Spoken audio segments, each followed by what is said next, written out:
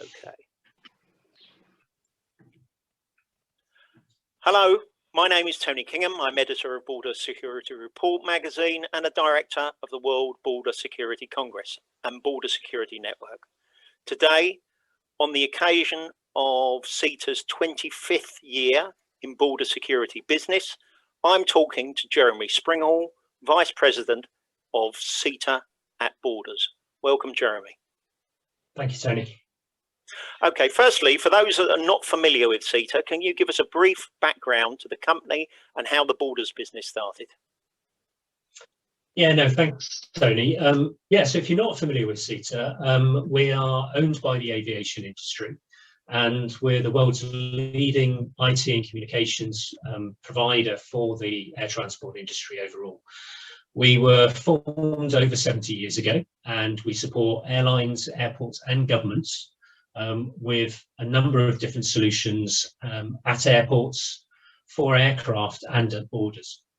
So the Borders business started in 1996 when we were approached by the Australian government to ask for their help in the preparations for the Sydney Olympics. What they wanted was the ability to get advanced visibility of the millions of passengers that were expected to travel into Australia before and during the Games. And therefore they wanted to ensure that they had, everyone that was traveling had clear and proper documentation in place, that they had time to do pre-clearance checks, security checks, before people's arrival in country. And clearly they also wanted to avoid and reduce bottlenecks at the border when people arrived in the country itself. So we invented two solutions for them. Firstly, we invented the world's first electronic travel authorization solution, and that enabled them to provide permission for travelers and also for travel agents to give permission for people to travel into Australia. And secondly, we created a way for airlines to do a real-time check with the Australian government at the point of check-in to verify that a traveller had all of the required documentation, had an ETA in place, and they'd already been security cleared. And that service we now call Advanced Passenger Processing or Interactive API. And we've now implemented that around the world for many, many countries. And it's really a critical way for many countries to manage their border decisions much, much earlier in the process. And so we talk about the concept of exporting the border to the arrival country rather than having to deal with passengers at the borderline itself. So that's really how it started, Tony. Okay, thank you for that. Okay, of course, no discussion about borders can be had today without discussing COVID. Like 9/11, 2020 is one of those seminal moments that will probably change travel and border management forever, if you can call a whole year a seminal moment. How has SITA's experience and expertise helped with the challenges around COVID? Yeah, as you say, it's been unprecedented in terms of the impact on the travel sector and obviously what border force around the world needed to handle in terms of managing their borders.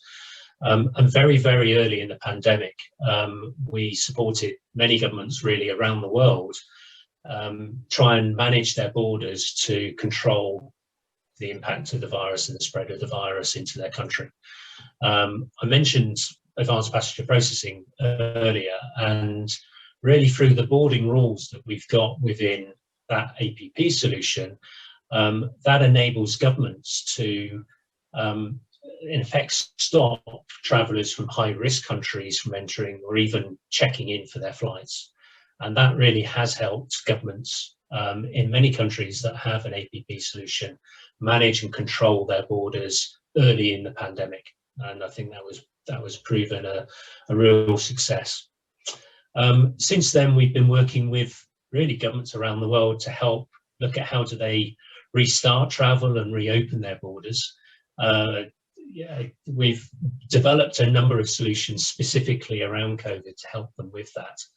Firstly, we've enhanced a lot of what we were doing around travel authorization to create a health declaration solution for governments, and that enables passengers wanting to travel into a country to declare their particular status, complete a questionnaire related to where they might have travelled in the past, and really give governments advanced visibility of whether a traveller should come into their country or not, and what the risk profile is of that particular traveller. So we've been doing a lot of work with governments around that.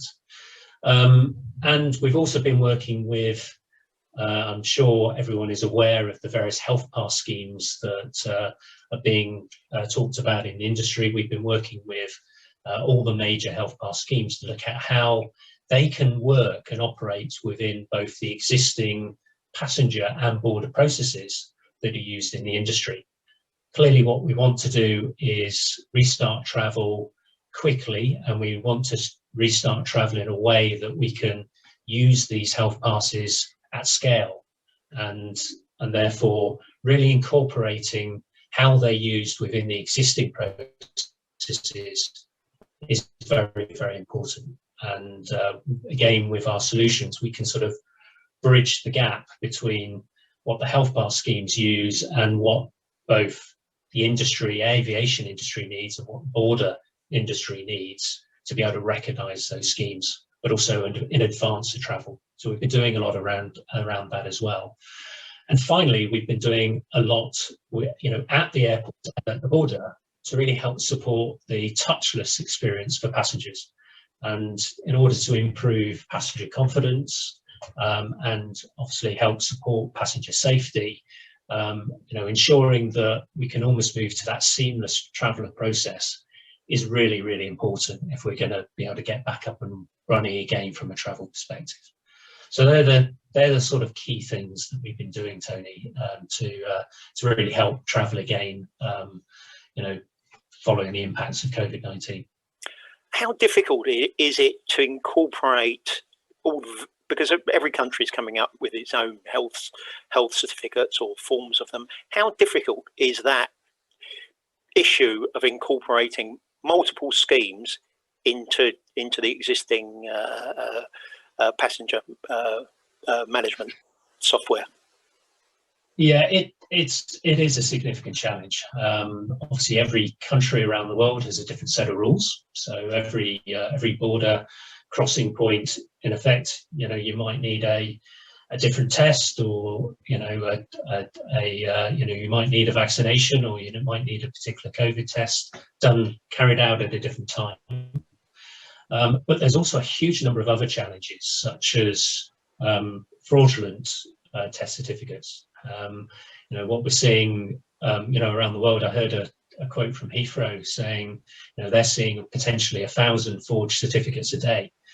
So we've got significant challenges in terms of the use of paper-based test certificates, as well as how we then integrate the various different digital schemes that are there, either the private health pass schemes like the IATA Travel Pass or the Commons Pass scheme, or indeed national government-led health pass schemes. How do we integrate those with the existing processes? And how do we enable the hundreds of airlines around the world to recognise those different health passes? And equally, how do we share that information with the governments in advance of travel to ensure that they are confident that a passenger is able to travel into their country? So it is a significant challenge, but I think by collaborating and working together, across industry, across governments, then I think we will get there. But it's not an easy thing to solve by any means, Tony. No, of course not. What's next then? Where do you see border management solutions going over the next 5 to 10 years? Yeah, so I would say probably top 3 areas for me. First of all, something I would call integrated border management. And I think it's been discussed a lot over the years, but a lot of governments still have quite siloed systems where their primary line border control system is quite different from the other systems they might use for things like visa processing or receiving advanced passenger information. And realistically, governments need really an integrated approach to border management, starting well in advance of travel.